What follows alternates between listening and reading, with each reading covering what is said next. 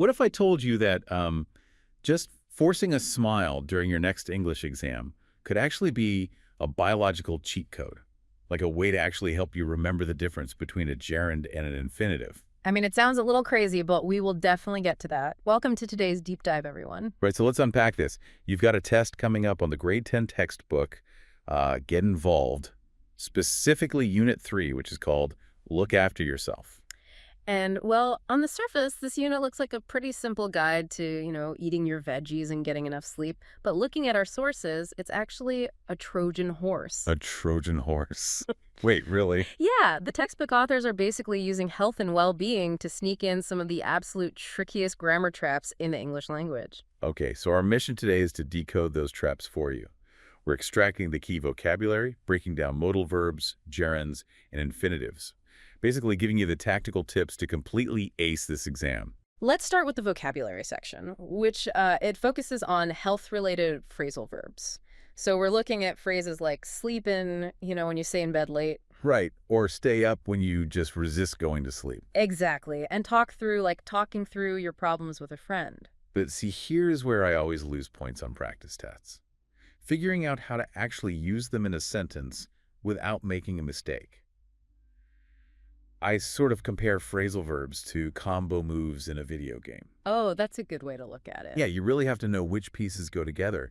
But how do we remember if they are transitive or intransitive? Like, can I just write, I want to cut down on, and just put a period at the end? No, you definitely can't. And that's exactly what the exam is going to test you on, whether a verb is transitive or intransitive. If you just write, I cut down on, the teacher grading it is going to ask, cut down on what? Oh, right, because it's missing something. Exactly. You have to look at the object. Think of an intransitive verb like waking up. You just do it yourself. I wake up at 7 a.m. You don't need anything else. The action is complete.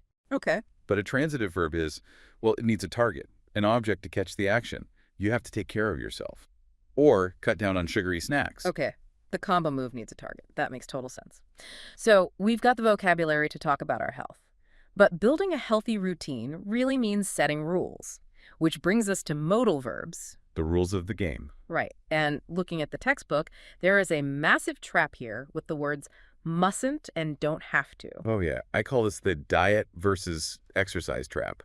Test makers love to put these two right next to each other in multiple choice questions because they look like they mean the same thing. Oh, they don't. No, their underlying functions are totally different. Mustn't is strict prohibition. It's the allergy rule, like you mustn't eat peanuts. It is absolutely not allowed. Right, whereas don't have to is the gym schedule rule. You don't have to exercise on Sundays. It's just a lack of obligation.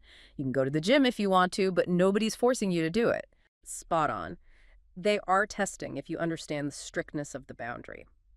And while we're on modals, watch out for the past tense trap. Oh, yeah, could versus was able to. Exactly. If you're talking about a general ability you had in the past, use could.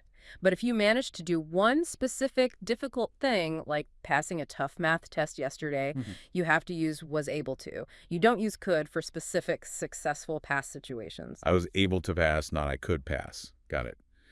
Okay, let's move to the final boss of Unit 3.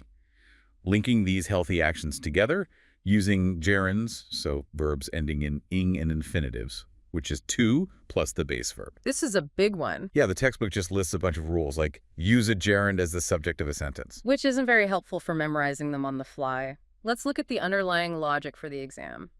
Use gerunds as subjects, like eating too much chocolate can be bad, or after prepositions, like being good at playing a sport. Okay, and infinitives. Use infinitives to show purpose. Go to bed earlier to get a good night's sleep. And you also use them after certain adjectives, like it's hard to feel awake. Hard to feel, right? Because guessing often leads to mistakes here. I have to ask you, what stands out to you as the hardest pair to remember? Oh, definitely memorizing the specific verbs that force a gerund or an infinitive. Verbs like enjoy, practice, and admit take gerunds. Because you enjoy something you are actively doing, so I enjoy running. Okay. But hope, plan, and decide all take infinitives. Because you are planning to do something you haven't done yet, I plan to run. Wow. Okay, seeing the hidden mechanism there makes it so much easier than just rote memorization. Master those active gerunds versus future infinitives. Remember your combo move targets. And don't fall for the diet versus exercise modal trap, and you're going to crush this exam. Yeah, you really are. And hey, remember that biological cheat code we mentioned at the start? Right. The source material for this unit points out that smiling is actually good for your heart, and it naturally makes you feel calmer. So when you sit down to take this Unit 3 test, force a smile. Lower your heart rate, clear your mind, and just let that grammar knowledge flow. Could be the ultimate cheat code. You've got this. Good luck.